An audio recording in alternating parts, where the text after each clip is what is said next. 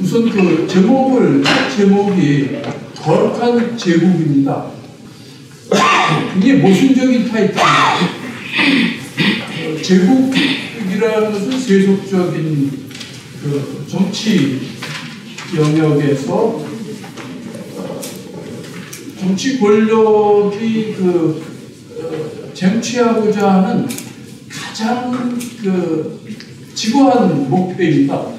제국을 건설하는 게. 굉장히 세속적인 거죠. 그 다음에 정치라는 거는 남을 지배하는 거예요. 그런데 그게 거룩할 수가 없죠.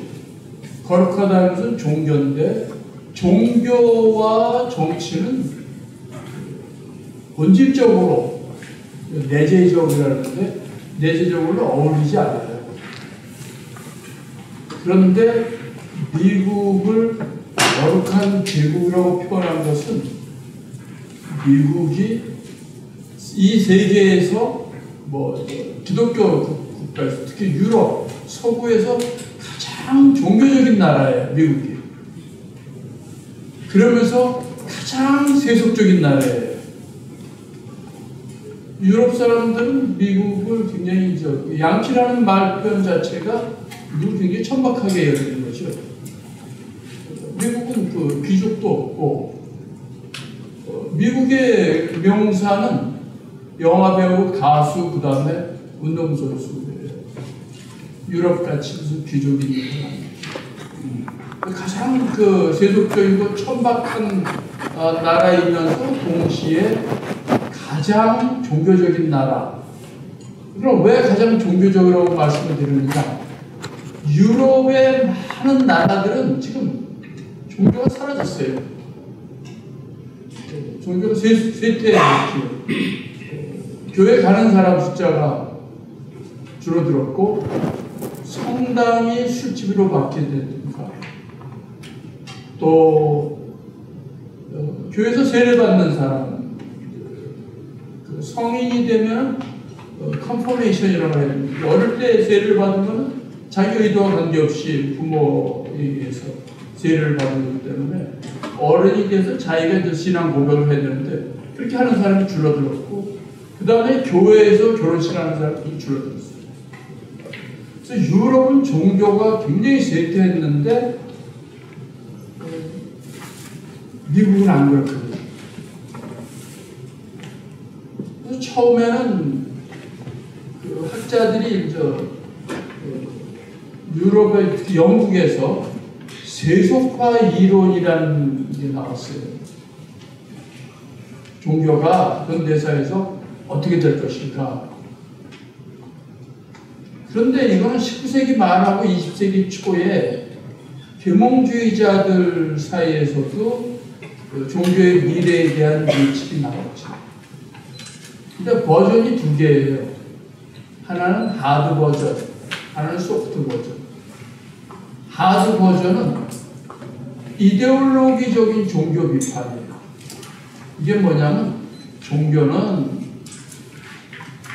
미신이고 잘못된 것이기 때문에 사라져야 한다 하는 주장. 이게 이제 하드 버전, 강경.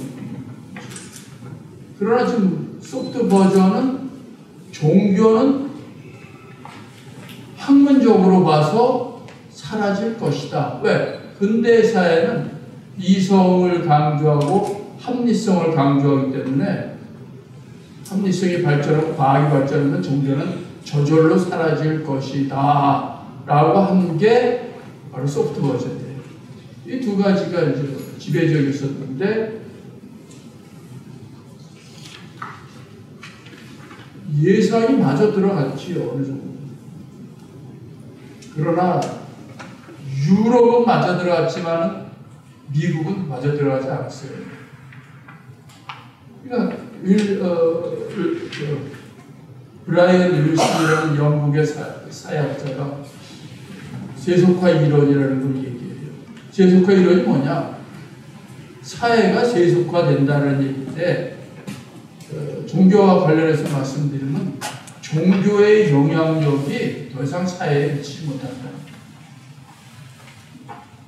그래서 그러냐 했는데, 근데 미국은 안 그런데 했더니 미국은 원래 이상한 나라니까. 미국은 예외주의예요. 미국이 독특한 게 뭐예요? 야구, 농구, 코카콜라 등등 그런 것뿐만 아니라 미국 예외주의 해가지고 미국을 제껴놨어요. 그런데 미국을 제껴놓을 수 없지요. 근대사에서 가장 강대한 나라고 세계에서 가장 영향력이 많은 나라고. 그래서 세속화 이론에 대해서 다시금 정의가 내려졌죠. 그거에 대해서 제가 좀 여러분들 말씀드리는 이론적인 거 먼저 말씀드립니다. 이론이 없이 그냥 얘기해버리면 뒷받침이 안 돼요. 그냥 재밌는 강연하는 거에 지나지 않겠어요. 어쨌든 간에 제가 나눠드린 거를 보시면 되는데 3쪽이에요. 여기는 지금 굉장히 6쪽까지 되어 있는데 이건 아니고 3쪽, 4쪽부터 반복되는 거예요. 거기 첫 번째 이론적 전제에 보면은 영어로 써놨는데 이거를 우리말로 하면 종교는 본질이 없다. 다만 역사만을 가지고 있다. 종교를 가지고 계신 분들은 저런 소리, 종교가 본질이 없어. 그러나 주장을 하지요. 종교를 가지고 있는 분은 이건 기독교의 본질이고 이건 불교의 본질이고 그거 얘기하지. 그런데 그것이 역사 속에 그대로 남겨지는 건 없어요.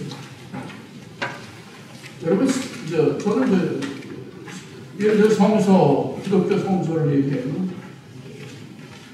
사복음서라고 있죠.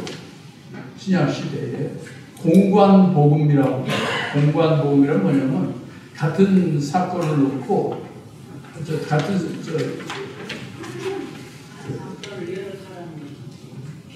같이 보는 거.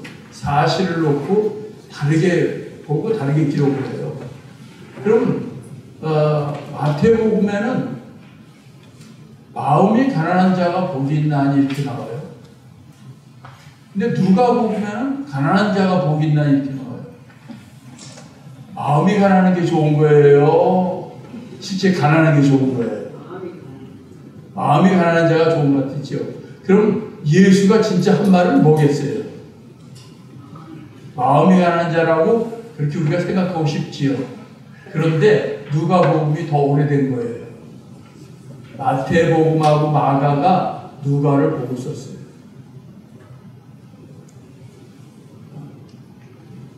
마태복음, 누가, 마가가 오래됐는데 누가가 마태복음보다. 그러면 왜 그랬냐면은 성서가 글로 쓰여진 거는 예수가 죽고 나서 30-40년 지나서예요. 그런데 청중이 달라요. 복음을 제자들이 전했을 때 그걸 듣는 사람들의 사회 계층이 달라요. 마음이 가난한 자들은 누구냐면은 장사하는 사람들이에요. 장사하는 사람들한테 가난한 자가 복이 있나니, 서문시장에서 장사하는 사람한테 가난한 자가 복이 있니, 돈 벌라고 하지. 미친놈 있나, 그런 소리 할 거예요. 그래서 그 사람들한테는 마음이 가난한 자. 그 다음에 진짜 가난한 사람들한테는 가난한 자. 누가의 청중은 진짜 가난한 사람. 자, 성서를 그래서 문자 그대로 받아들이는 거는 종교인들은, 기독교인들은 받아들여요. 그러나 학문을 하는 사람들은 그렇게 받아들이지 않죠. 그래서 우리가 다각도로 받아들여야 돼요. 어떻게? 실제 예수가 했던 일, 실제 예수와 제자들 사이에서 일어났던 일, 그 다음에 그것을 썼을 때 당시 상황까지 고려해서 봐야 되죠. 자, 그거는 그래서 히스토리컬 지저스라는 책이 있어요. 역사적인 예수라는 책이 있는데 드폴 대학에 지금도 저기 명예 교수 있는데 잔디 크로스안이라는 사람이 쓴 책이에요. 이분은 예수의 제수인 지금 서강대학교가 예수의 신부였었어요. 로마 교황청으로부터 장학금을 받아가지고 연구를 계속한 성서학자예요. 이 양반이 역사적인 예수를 썼어요.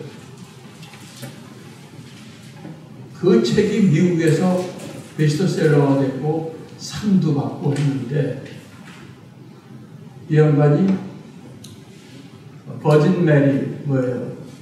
예수의 어머니 마리아의 성처녀 그거에 대해서 부정하는 언급을 해가지고 뉴욕의 그 추기경하고 싸움이 벌어졌어요. 논쟁이.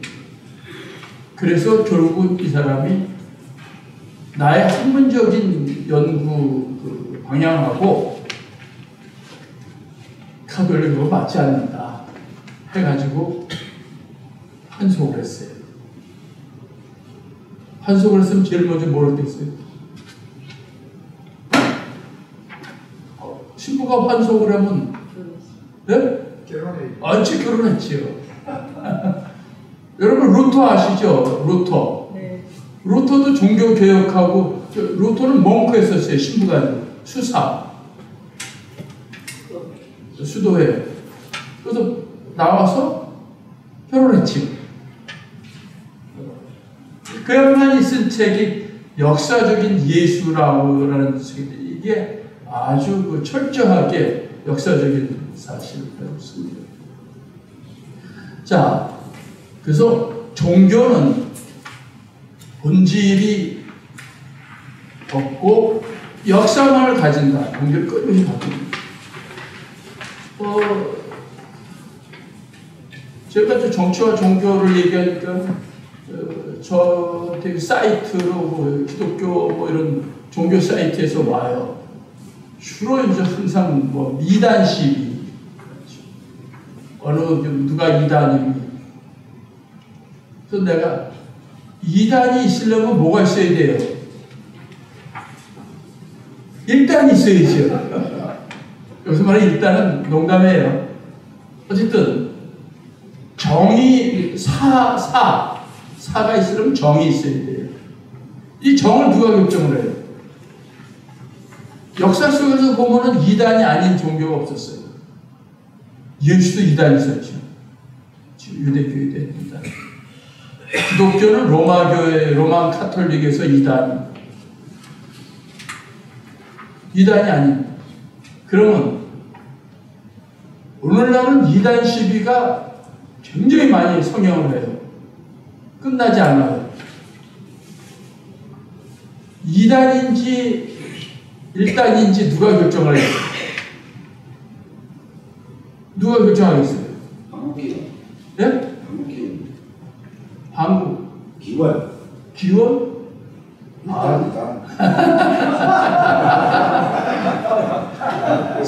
제가 살짝 농담을 하는데 세게 농담을 하죠. 좋았습니다. 내가 수업 시간에 끼어서 써먹어요.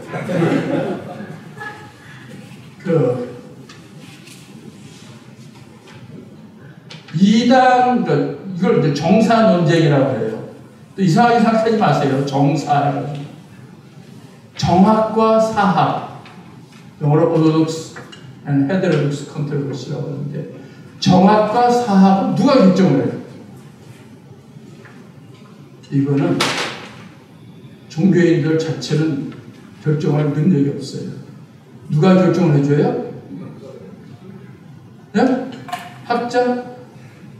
세속 군주가 결정을 해줘요. 그러니까는 손을 들어주면은 이게 2단, 1단이 되는 거고, 한국 기원이 아니라 군주가, 이거는 저것도 마찬가지예요. 불교도 마찬가지고, 주자가 살아있을 동안은 2단이 있었어요. 근데 주자가 죽고 20년 정도 지났는데 남송대에서 주자가 쓴 책을 과거 시험의 교재로 국가에서 쓰고 있어요. 그러니까 그게 이제 정학이 되는 거예요.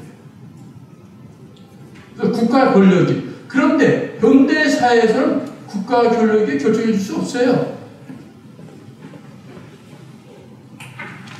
현대 사회에서는. 왜? 현대 사회에서 프랑스 혁명에서 내세운 가장 중요한 가치는 자유지요. 그 자유 중에서 뭐가 좋냐면 의식의 자유, 양심의 자유, 종교의 자유예요. 아무도 다른 사람의 의식을 건드릴 수 없고 판단할 수 없어요. 국가도. 그래서 현대사에서는 아무도 이단 시비를 판단할 수 있는 자가 없어요. 이게 자기들끼리 하는 거예요. 패거리 져서 센 쪽에서 일단이 되는 거고. 여러분 여의도 순복음교회 아시죠? 네. 조영기 목사도 이단이었었어요. 이단으로 판명돼서 그 교단에서 쫓겨났지요. 왜 그랬느냐? 조영기 목사가 얘기한 게 조상에게 제사 지내도 된다라고 얘기했어요. 기독교에서 가장 꺼리는 게 예배, 제사 지내, 절하잖아요. 근데 조영기 목사가 그렇게 얘기해가지고 그 교단을 추방해버렸어요. 그런데 60만 명이 넘는 교회를 가진 그 세가 새로 교단을 만들지 아무도 조영기 목사를 이단을 만들지. 조영기 목사 법정에 요즘 구설수에 오르고 한 건 다 뭐예요? 현행법을 어겨서 그런 거죠. 그래서 얘기가 좀 너무 멀어졌는데 종교는 역사성을 가지고 있다라는. 그 다음에 두 번째는 종교의 정의를 내린. 종교가 뭐냐라고 하면은 여러분들 다들 나름대로 정의를 내리실 거예요. 그런데 어떤 정의도 올바른 정의는 없어요. 절대자를 믿어야 한다. 숭배의 대상이 있어야 한다. 라고 우리가 생각할 수 있지요. 근데 불교는 아니잖아요. 물론 대중은 부처를 마치 절대적인 것처럼 믿지만은 그 본질은 본질이라고도 원리는 뭐예요? 부처는 하나의 샘플이에요. 본보기적인 삶을 산 사람이죠. 그래서 부처가 돼서 그래서 그 부처에게 그 절을 하고 하는 것은 난 당신을 존경하고 당신같이 되겠습니다. 라는 거지. 기운을 줘서 부자가 되게 하고 그런 건 아니지. 그래서 어떤 정의를 내리면 다른 그 종교, 모든 종교에게 어울리지 않아요. 그래서 종교의 정의를 내리지 않는데 임시적 정의를 내려요. 여기 이제 acting definition이라는 게 임시적 정의인데 도구적 정의죠. 이건 뭐냐면 둘로 된 하나는 사고 논리와 하나는 그 행위 논리라고 하는데 간단히 말씀드리면 이렇게 돼요. 사고 논리는 뭐냐면 모든 종교는 이 세상에 존재하는 만물, 인간을 포함해서 만물의 존재의 이유, 과정, 결과에 대해서 자기 나름대로 논리적으로 설명을 해줘요. 기독교는 여러분이 존재 이유가 뭐예요? 기독교에서 뭐라고? 신의 섭리. 불교에서는 불법에 의해서 여러분하고 저하고 만나면 굉장한 인연이죠. 이태호 선생님하고 굉장히 인연 오래 알았습니다. 이런 식으로 해서 존재의 이유, 과정, 그 다음에 죽으면 어떻게 된다? 천당을 가든지 극락을 가든지 지옥을 가든지 이렇게 얘기해요. 이게 이제 사고 논리예요. 존재, 그 우주 만물의 원리에 대해서 설명해 주는 거예요. 그 말은 맞죠.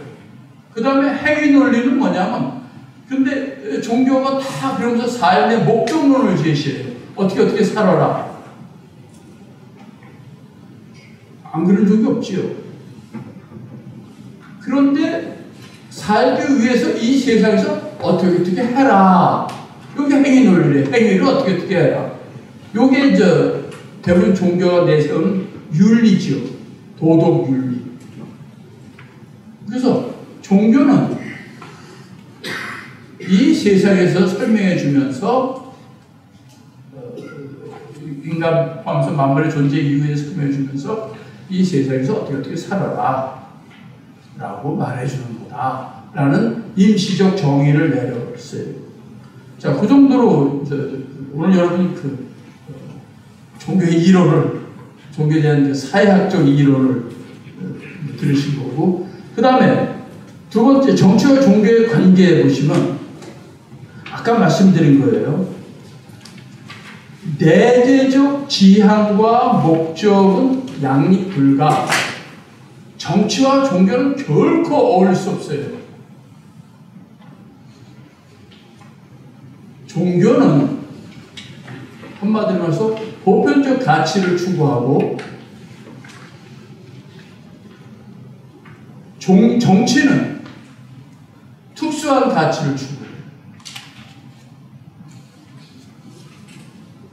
경제도 마찬가지죠. 종교는 불교에서 뭐라고 해요? 석가모니는 출신 왕관이에요. 정치적인 권력을 부정한 거죠. 예수도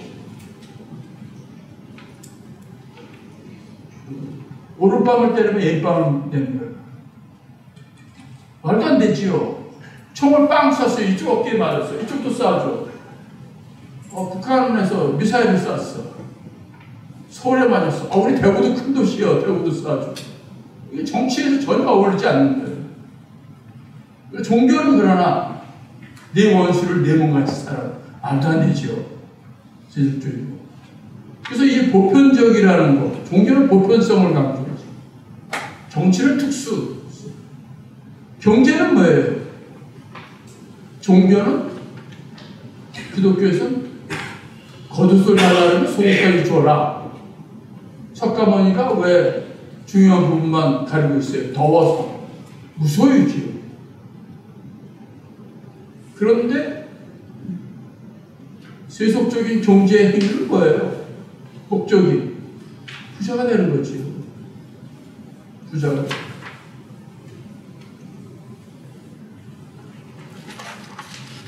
그래서 전혀 그 내재적인 목적과 운영 원리가 정치하고 종교는 어울리지 않아요. 근데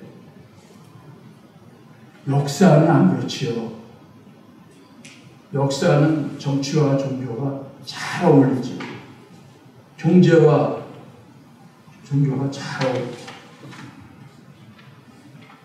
예를 들어서 기독교 종교를 가지신 분들은 거부할 수도 있는데, 이거는 학문적인 얘기예요. 지난번에 저기 그 칠곡에 어느 도서관 가가지고 강연하는데 한 10분 강의니까 한 사람이 막 말을 내면서 나는 당신 생각에 동의하지 않는다.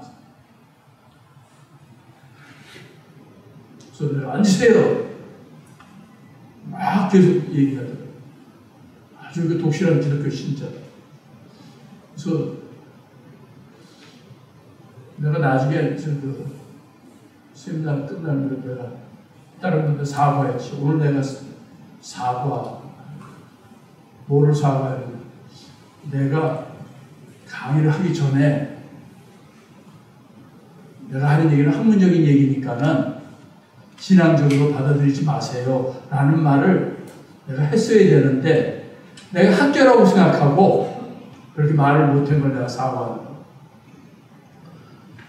그래서 제가 말씀드리는 거는 종교를 비판할 때는 절대로 내 잣대를 가지고 비판하면 안 돼요. 그 내재적 모순을 얘기해야지. 예를 들어서 부처님을 믿고 교회를 다니고 해서 부자가 된다. 이거는 말도 안 돼. 그럴 수가 없는 거지. 예를 들어서 얼마 전에 또 어느 교회 가서 예배를 봤는데 감사헌금에 대해서 축복 기도를 했는데 만배를 갚아주십시오 그러더라고요. 참 뻔뻔하다. 어떻게 만배를 갚아. 무슨 뭐 은행 이자도 요새 2.몇 프로입니다. 10만 원을 벌었어요. 아르바이트 해서. 그래서 11조를 내면 10,000원을 내죠. 만배를 갚으시면 얼마예요? 빨리 산수하세요. 네? 1억 아니에요? 1억. 아, 여기 계신 분들은 욕심이 없으셔가지고 계산을 잘 못하십니다. 1억이에요. 그럼 그 1억을 예수가 수리수리 마술을 뻥튀기, 그거 위조 지폐법 아니에요? 그 다음에 인플레를 조장한 경제사범이고, 이 세속사에서는 이 풍선 효과죠. 이쪽에서 쑥 누르면 이쪽에 쑥 올라가고, 부자는 뭐예요? 딱 열심히 하고 열심히 일하면 부자 돼요? 안 돼요. 부자는 남의 주머니에 있는 돈을 가지고 부자가 돼요.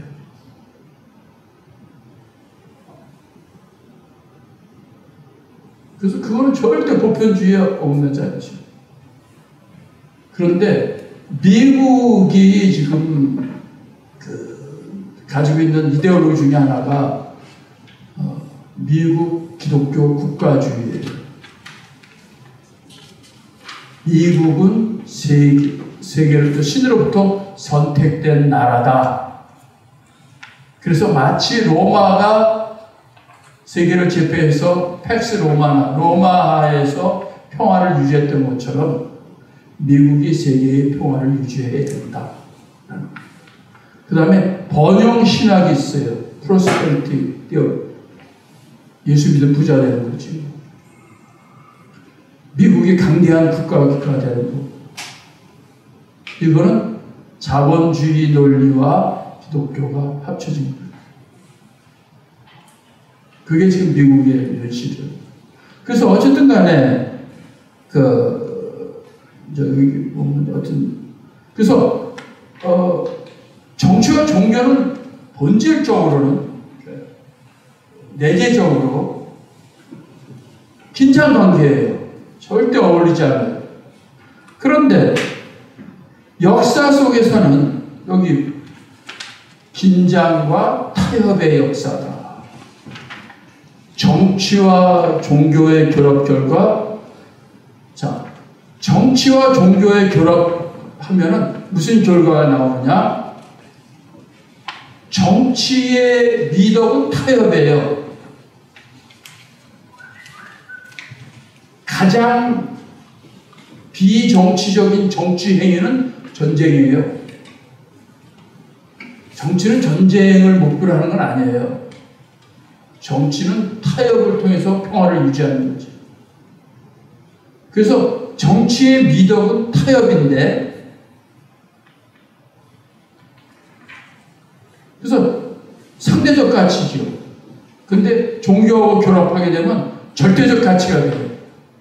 예를 들어서 부시가 이라크와 아프가니스탄 침공할 때 백악관의 그 오발 오피스라고 하죠.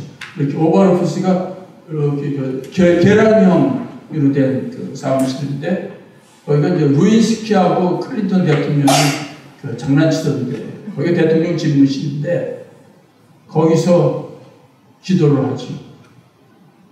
누구하고? 목사들하고 저녁마다. 무슨 기도? 미국의 공격을 정당화해주는. 그러면 정치는 상대적인 가치인데 정치가 어떻게 되는 거예요? 절대적인 가치. 전쟁이죠. 전쟁은 세속적인 거예요. 이게 뭐가 돼요? 성전이 돼요. 거룩한 전쟁이 올리워가 돼요. 그래서 미국의 아프가니스탄 침공을 정의의 이름이라고 얘기한다면 우리가 봐주는데 뭐까지 얘기해요? 신의 이름으로. 그래서 부시가 악의 축을 얘기했었지. 북한, 이란, 이라크를 악의 축이라고 얘기했어요. 레이건은 소련을, 지금 소련을 악의 제국이라고 했어요. Empire of Evil. 그러니까는 이데올로기적인, 정치적인 차원에서의 전쟁이 아니라 종교적인 차원의 전쟁으로 만드는 거예요. 그러면 이거는 미국이라는 나라가 절대화되는 거죠. 굉장히 위험한 거예요. 이 세상에 어느 세력도 절대적인 가치를 갖지 못하죠. 그 다음에 종교는 어떻게 돼요? 종교는 정직하고 도덕성, 그다음에 보편주의를 절대적인 가치를 가지고 있죠. 종교는. 이 종교가 상대적인 가치가 됩니다. 왜? 미국만을 위한 종교가 되고 개인들도 마찬가지예요. 나만을 위한 종교가 될 때 그것은 종교를 상대화하는 거죠. 그래서 부자가 되어달라고 기도하는 것은 종교를 우상화하는 거죠. 자, 우상이 뭔지, 기독교에서 말하는 우상. 우상은 신은 절대적이죠. 절대적인 아닌 존재가 절대적이 되는 게 우상이에요.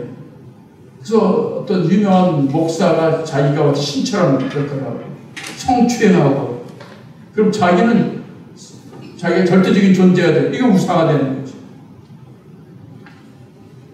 반대로 절대적인 존재를 상대적인 존재로 만드는 것도 우상입니다. 모든 사람을 위한 신을, 나만을 위한 신, 우리 가족만을 위한 신, 우리 나라만을 위한 신이라고 할 때 그거는 보편적인 신을 특수한 신으로 만드는 거죠. 요걸 저는 우상화합니다. 그 모순이죠. 그래서 종교는 절대성을 상실하고 상대적 가치로 전락한다. 우리나라 종교 그렇잖아요. 지금. 우리나라 종교 태극기 부대, 또 조계종,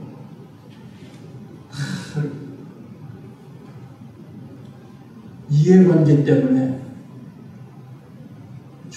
바람직한 종교 행위가 아니라고. 자, 그 다음에 이론 한 번 더 말씀드리죠. 세 번째 보면은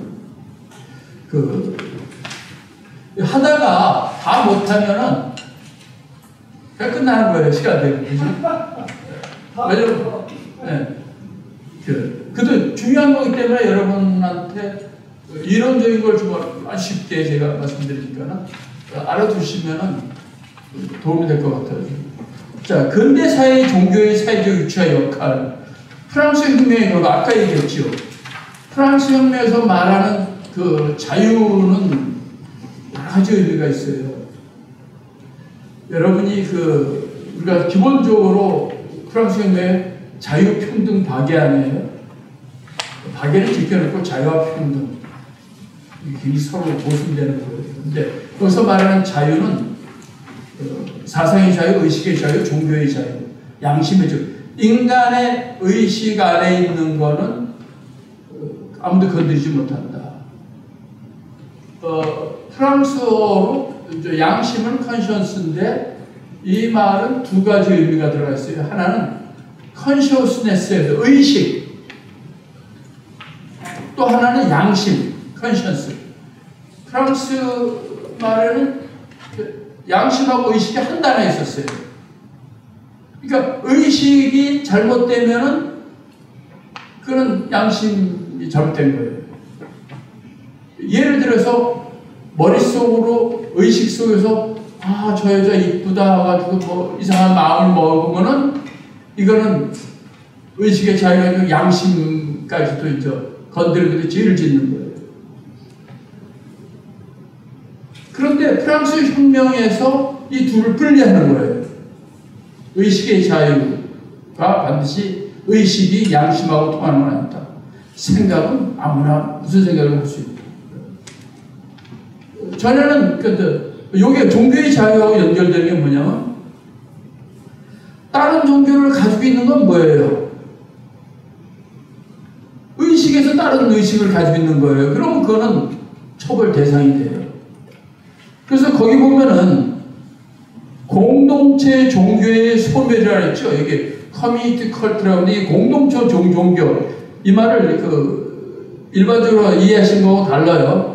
공동체의 종교가 뭐냐면 정치 단위와 종교 단위가 일치하는 거예요. 정치 단위와 종교 단위가 일치한다는 것은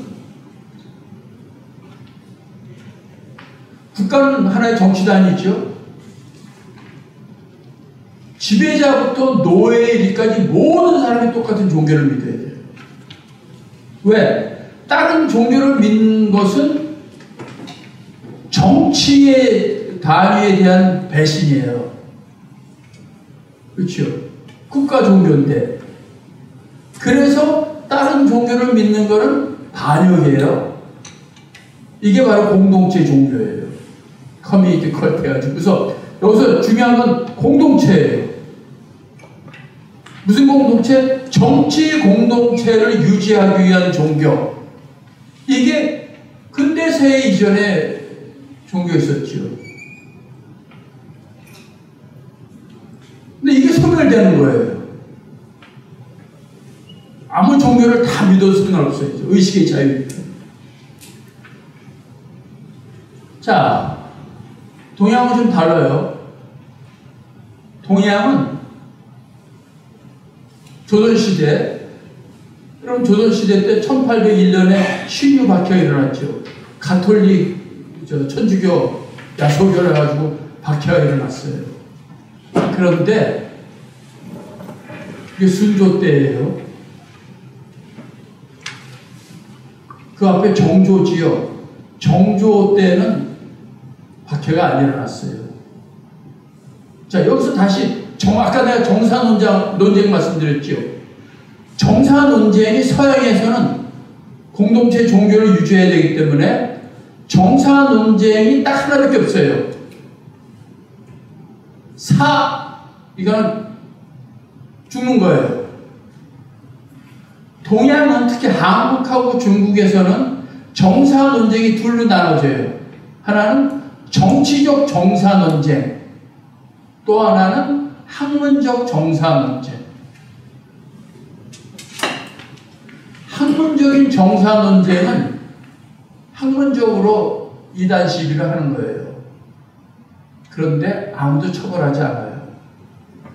동양에서는. 우리는 보세요. 불교 있었지요. 샤머니즘도 있었지요. 도교 다 있었지요. 물론 성리학이 지배적인 사회정치적 이데올로기였지만은 심지어 왕도 불교를 믿었잖아요. 태조 이성계도 그렇고 세조도 그렇고 원각사 세우도. 그래서 사적인 종교를 허용을 했어요.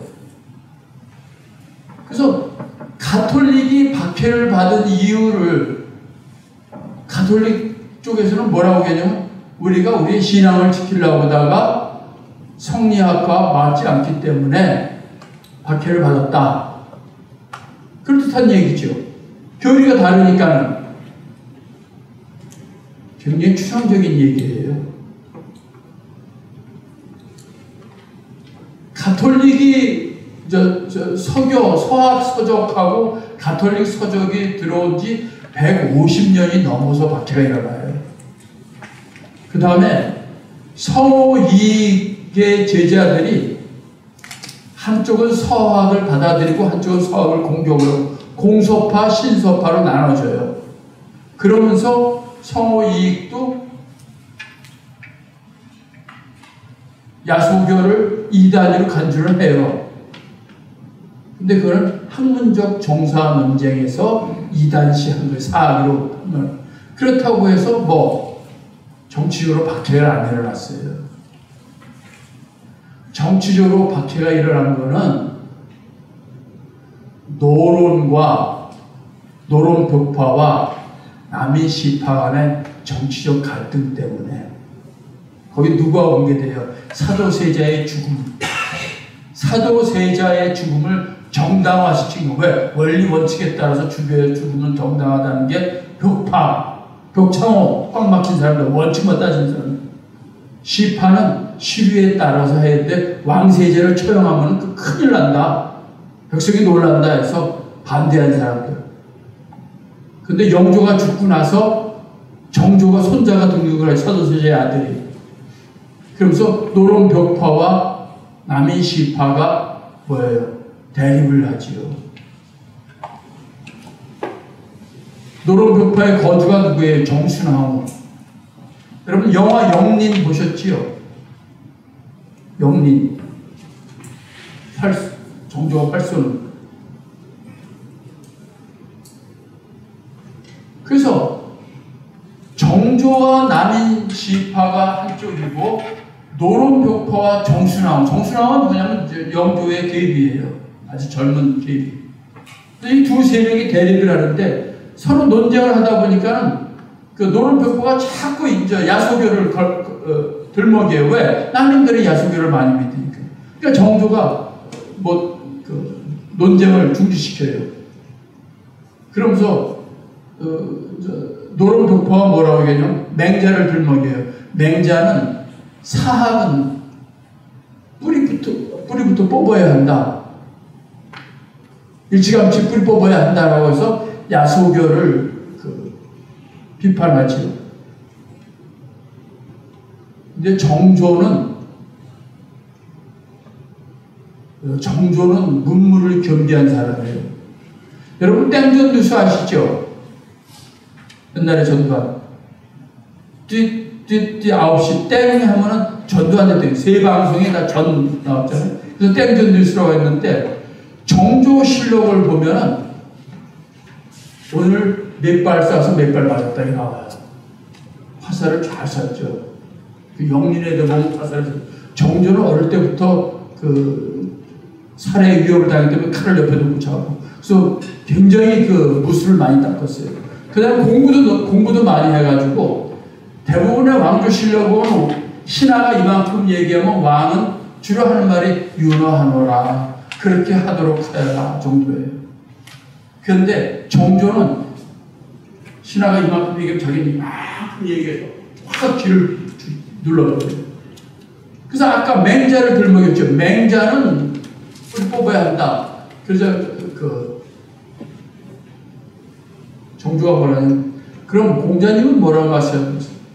공자님 말씀하시기를 사학이 들끓는 것은 니네가 정학을 제대로 세우지 못해서 그렇다. 그러면서 공자는 그러한 사교는 건드리면 긁어 부스럼이 돼서 커지니까 그냥 놔두면 저절로 소멸된다. 그러면서 공자가 높으냐 맹자가 높으냐? 공자 높지요. 그럼 이제 신하가 기억 확 줍니다.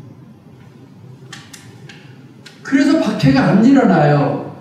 그런데 1800년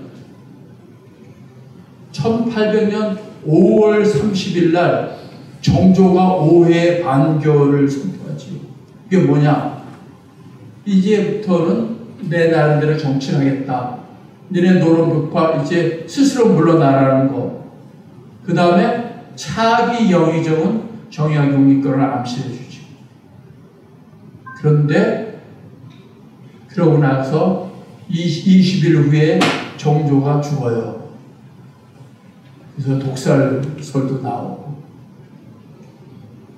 그러고 나서 순조, 11살짜리 코올리기 순조가 등극을 했으니까 수렴 청정을 해야지. 누가? 정순왕후가. 정순왕후가 남인을 제거하기 위해서 뭘 다시 들먹여요? 야소기를 들먹이면서, 그래서 1801년에 신유 박해가 일어나는 거예요. 대대적인 박해. 그러니까는 서양은 커뮤니티 컬트에서 모든 사람이 똑같은 종교를 믿어야 했지만은 중국하고 한국에서는 아니었다. 중국에서도 천주교 박해가 있어요. 그것도 마찬가지로 정치적인 갈등 때문에 일어난 거지 교리 때문은 아니래요. 물론 교리도 먼저 차이가 납니다. 자, 그 다음에 아까 세속화 논쟁 말씀드렸는데 하드 버전, 소프트 버전, 하나는 이데올로기적인 종교를 표현하고 하나는 학문적인 예측을 했었는데, 그래서 종교는 사라져야 한다라는 사람도 있었고 종교는 사라질 것이다 라고 했어요. 학문이 발달하면, 과학이 발달하고. 그런데 종교는 사라지지 않았어요. 여기 분화론이 나와요. 분화론은 종교로부터 세속적인 영역, 정치 영역, 경제 영역, 지식 영역, 미학, 예술이죠. 성, 섹슈얼리티를 얘기해요. 이 영역들이 떨어져 나가요. 그래서 원래 목표를 추구해요. 정치는 지배, 경제는 돈 버는 거, 지식은 자연과학, 그 다음에 예술도 예술적인 미학을 추구하고, 성도 이제 독립을 하죠. 그럼 종교는 어떻게 됐느냐? 종교는 사라지지 않고 사유화되었다라고 해요. 이거 무슨 얘기냐? 종교가 더 이상 공적인 영역에서 역할을 하지 못하고, 다시 말해서 국가 종교가 더 이상 되지 못하고, 개인의 영혼 구원, 종교의 가장 기본적인 목표는 개인 영혼 구원인데, 개인의 영혼 구원, 그 다음에 가정 문제, 이런 거로 사적 영역으로 떨어져요. 심리적인 치료, 그래서 힐링 많이 하죠. 이런 식으로 종교는 분화하고 사유화한다라는 게, 종교는 사라지지 않고. 그런데 문제는 거기 분화론에 보면 정치, 경제, 지식, 미학, 성, 이 5가지 세속적 영역이 있지요. 이 5가지 세속적 영역 중에서 지배적인 영역이 또 생겨나요. 마치 근대사회 이전에 종교가 모든 영역의 지배 논리를 제공했던 것처럼 현대사회에서는 종교는 더 이상 힘을 못 쓰는 대신에 이 5가지 영역 중에서 지배적인 논리를 제공하는 영역이 생겨났지요. 뭐겠어요? 하나는 정치 영역이고 또 하나는 경제 영역. 그래서 정치에서는 관료주의 국가체제, 근대 관료주의 국가체제라는 게 현대사회의 지배체제예요. 경제는 자본주의 시장 경제죠. 요 두 영역이 지배 영역으로 떠올라요. 그럼 종교는 어떻게 됐겠는가? 종교는 한편으로는 사유화됐지만은 이 종교가 정치 논리와 경제 논리에 예속돼서 세속적인 논리를 따라가고 있지요. 아까 말씀드린 대로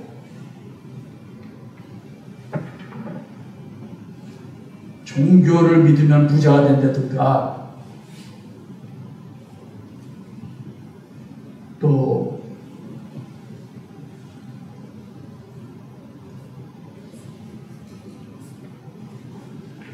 여러분 그 아세요? 서울에 있는 대형 교회, 큰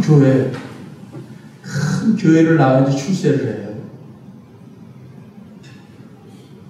정계, 재계, 학계,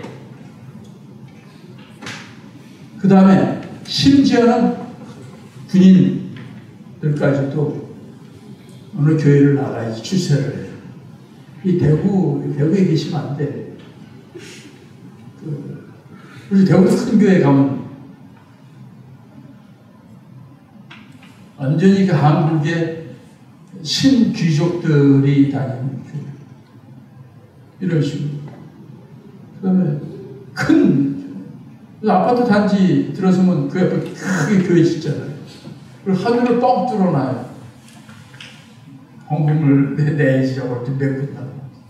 그래서 시장 논리에 따라서 이게 그 분화론과 사유화론을 이야기한 사람이 피터 버거와 토마스 루크만이라는 두 사람인데 1960년대에 미국에서 이 종교 사회학의 한 획을 그은 사람들이에요. 근데 그분들이 제가 다닌 학교 선배들이에요. 지금은 둘 다 고인이 됐는데 한 2, 3년 전에 다 고인이 됐어요. 이분들이 한 얘기예요. 1960년대에 앞으로 종교는 하나의 카르텔을 형성한다. 기업 연합을 형성한다. 그 다음에 종교는 마케팅 논리에 따라 움직여준다. 설교, 설법, 강론은 하나의 상품이 되어서 그러면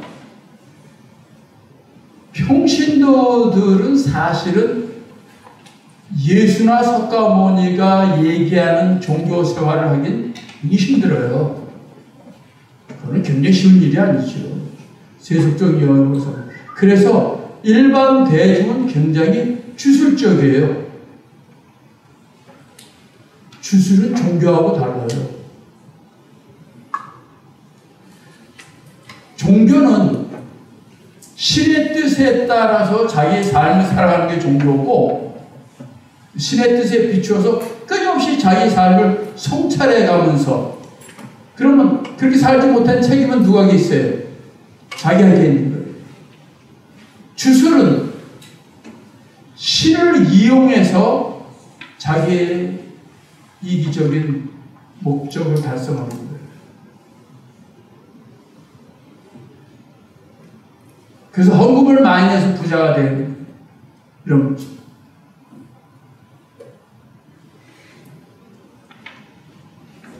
그런데 결과가 안 좋아서 누구 책임이에요? 신의 책임이죠. 내가 이만큼 시술을 했는데 내 눈을 뜨게 해주지 않느냐. 자기 책임이 아니에요. 그래서 사실은 종교 생활에는 굉장히 어려운 일인 거예요. 대중은 주로 무슨 생각을 가지고 있느냐? 주술적인 속성을 가지고 있죠. 대중은 주술적이에요. 여러분 기독교도 마찬가지예요. 그래서 어디 개업을 했는데 여기 캐시어 돈통 있죠. 거기서 성경 말씀 목사가 어느 교회에 딱 붙여 마치 부적을 붙여놓듯이 부자들 이런 얘기 들었어요. 저런 게 카톨릭은 아닌데 어떤 사람이 이제 새로 차를 샀어요. 새로 차를 사면 어떻게 해야 돼요? 팔공산에 가가지고 막걸리를 좀 뿌리고 해야 되는데 카톨릭은 어떻게 하느냐? 교회를 성당에 몰고 가가지고 신부님한테 축복 기도를 받지. 그런데 마침 갔더니 젊은 주임 신부를 얻고 은퇴한 신부님서 그럼 은퇴한 신부님이 좀 해주세요. 은퇴한 신부님이 축복 기도를 해줬어. 근데 주임 신부가 다시 왔어. 다시 해주세요. 영빨이 떨어져가지고 나이 드는 분 다 주술이에요. 근데 그건 이해가 가요. 왜? 개인적으로 인간이 굉장히 취약하잖아요. 그래서 몸이 아프면 이제 병을 낫게 해달라든가 이런 거는 정말 왜냐면 이 선생님이 아파요. 기도를 했어요. 낫어요. 다른 분이 아파요? 아니잖아요. 근데 이 선생님이 부자 되달라고 기도했어요. 부자가 됐어요. 그럼 어떻게? 다른 사람이 가난해져요. 그치? 그래서 어쨌든 간에,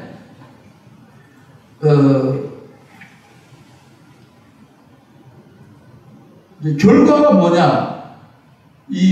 정치 논리와 경제 논리를 따라가면은 종교가 주술화돼요. 종교가 주술화돼요. 그래서 종교의 역사를 보면은 종교는 자꾸 이제 주술화돼요. 그러니까 주술화된다는 것은 정치적으로도 주술화되는 거예요. 우리나라를 위한 종교, 미국을 위한 종교. 근데 종교적인 혁명이 몇 번 일어나죠. 그때마다 주장하는 게 탈주술화예요. 다시 종교는 보편성을 확보해야 된다. 근데 근대사에서 지배적인 현상은 종교가 다시 주술화되고 이게 아까도 말씀드렸지만 여기 미국의 정치 종교 미국은 가장 종교적으로 가장 세속적인 나라다라는 얘기는 미국에서는 정치와 종교 간의 타협이 잘 이루어진 나라고 경제와 종교가 타협이 잘 이루어진 나라가 미국이에요.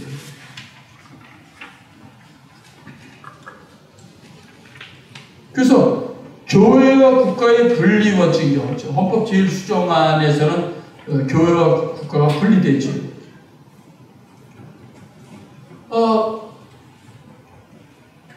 존슨 수정안이 있어요. 존슨 대통령 아시죠?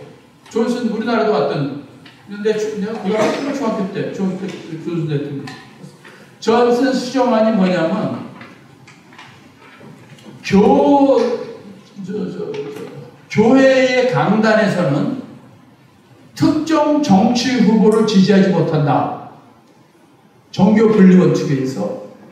그러면 특정 정치인과 종교인을 지지하면 어떻게 돼요?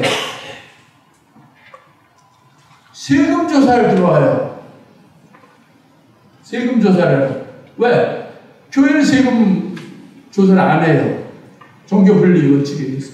그런데 교회가 룰을 깼지요? 그럼 국가가 간섭을 해요. 이게 이제 존슨 수정안인데, 그걸 그만하고. 그런데 트럼프가 기독교하고 지금 결탁을 했어요. 트럼프는 아주 세속적인 친구지요. 여자 엉덩이 만지기, 심지어 여자의 성기까지 막 건드리는 친구예요. 그걸 잘하면 못 배는 친구인데, 굉장히 세속적인 친구를 가장 신앙적인 미국의 복음주의자들이 특히 백인 복음주의자 81%가 트럼프를 지지했어요. 이것도 세속적인 것과 종교적인 타협을 하는 거죠.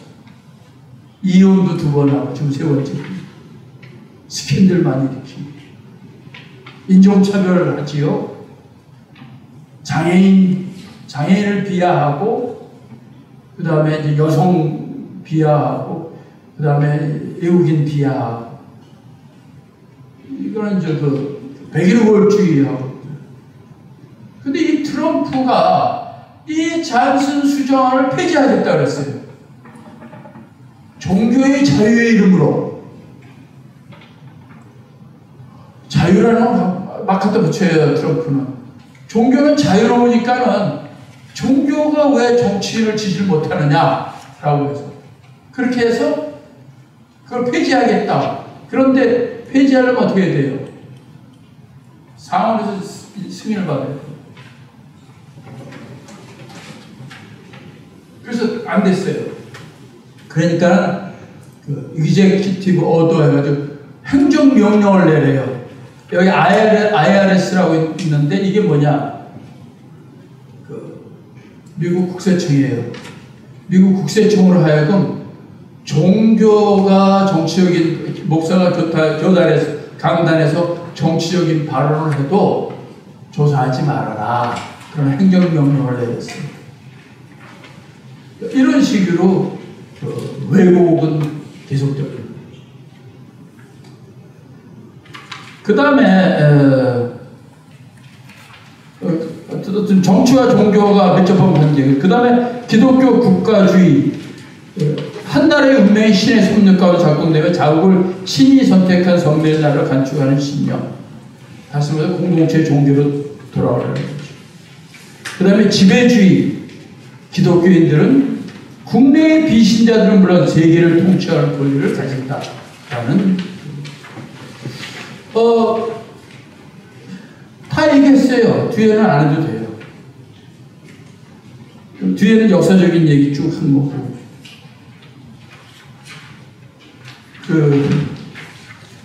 삼쪽 한번 보시죠. 맨 마지막. 지금 얘기를 지금 하는 트럼프, 거기 F 보면은 도널드 트럼프의 대통령 당선. 리버티 유니버시티 백인 대학인데 아주 인종차별적인. 제리 팔웰 주니어가 세운 대학, 총장인 대학인데, 그 다음에 프랭클린 그레함, 이거는 빌리 그레함의 아들이에요. 아주 은근히 트럼프 지지하는, 아버지하고 전혀 달라요. 그래서 트럼프의 미국 우선주의, 마가라고 말 때, MAGA, Make America Great Again. 마가 보고 그만. Make America Great Again. 미국을 다시 한번 위대하게. 이게 트럼프의 슬로건이에요. 그러면서 아메리카 퍼스트, 미국 우선주의라는 세속적인 패권주의에 대한 기독교 문명, 수호의 사명을 지닌 기독교 국가주의자들의 정치적 지향에 합의를 썼는데, 기독교인들과 트럼프가 결탁을 했어요.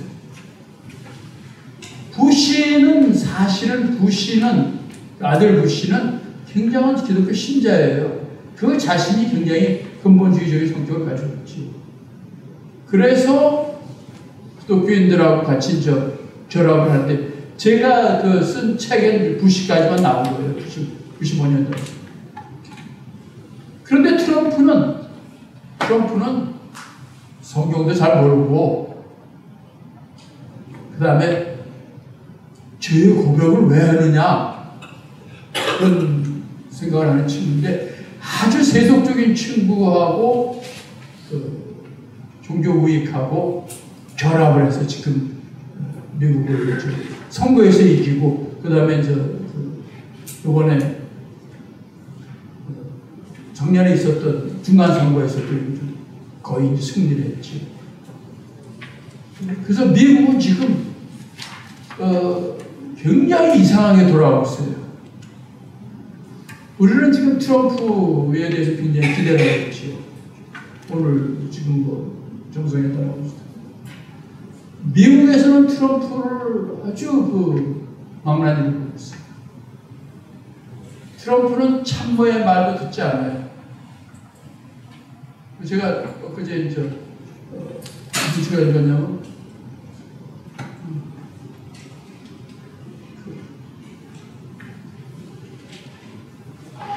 왕좌에서 내려왔어요. 세계 리더십을 발휘하는 왕좌를 트럼프가 포기했다.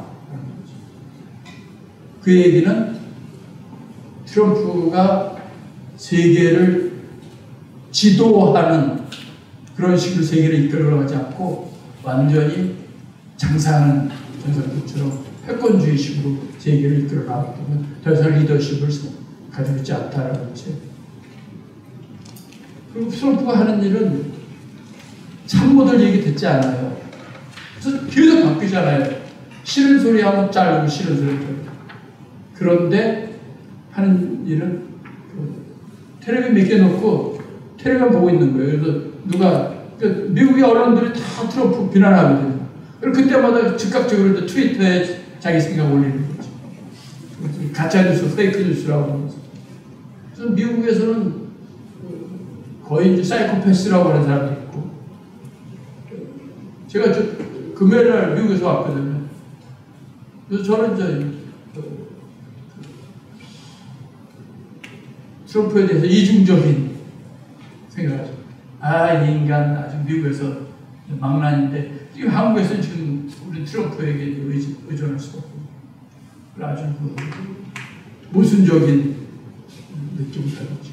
어쨌든 간에, 미국은, 제가 자세하게 말씀드리지 못하지만 시간이 돼서 지극히 종교적이면서 지극히 세속적인 나라인데, 그 나라가 결탁을 하고, 그래서 거룩한 제국이 됐다라는 말도 안 되는 제목을